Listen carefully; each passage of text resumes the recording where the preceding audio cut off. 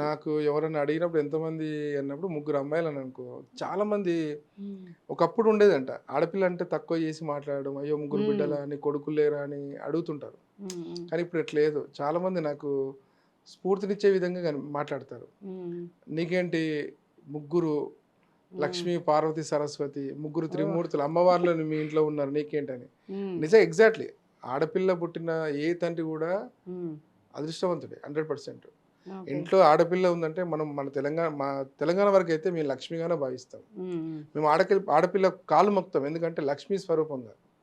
చాలా మంది కూతురు కాలు తండ్రి మొక్తాడా, తల్లి మొక్తాడా అంటారు, కానీ ఆడపిల్ల అంటే సృష్టికి యొక్క మూలం.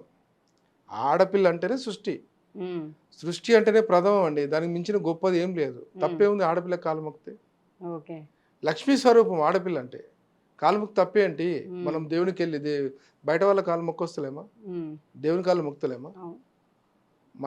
మనకు కనిపించే దేవుళ్ళు అయినా మొక్తున్నాం. లక్ష్మీ స్వరూపం, సృష్టికి మూలం మన ఇంట్లోనే ఉంది. మనం కాలు మొక్త తప్పేంటి?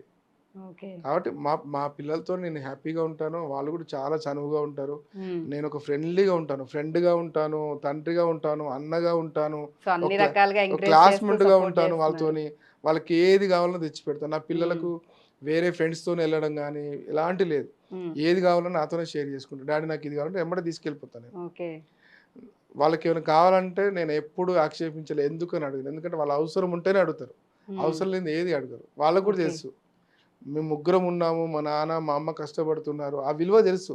మా పిల్లలు చిన్నప్పటి నుంచి ఆ విలువలతో పెంచాం కాబట్టి ఆ విలువ తెలుసు. వాళ్ళకి ఇంటికి వచ్చే వ్యక్తులకు ఏ విధంగా మర్యాద ఇవ్వాలి, మనం ఒకరి దగ్గరికి వెళ్తే ఏ విధంగా ఉండాలి, ఆ ప్రవర్తన ఏ విధంగా ఉండాలి, బయటికి వెళ్తే ఎలా ఉండాలి, ప్రతిదీ చిన్నప్పటి నుంచి వాళ్ళ అమ్మ నేర్పింది. నన్ను చూస్తూ కూడా వాళ్ళు తెలుసుకున్నారు. కాబట్టి మాకు ఆ బాధ లేదు.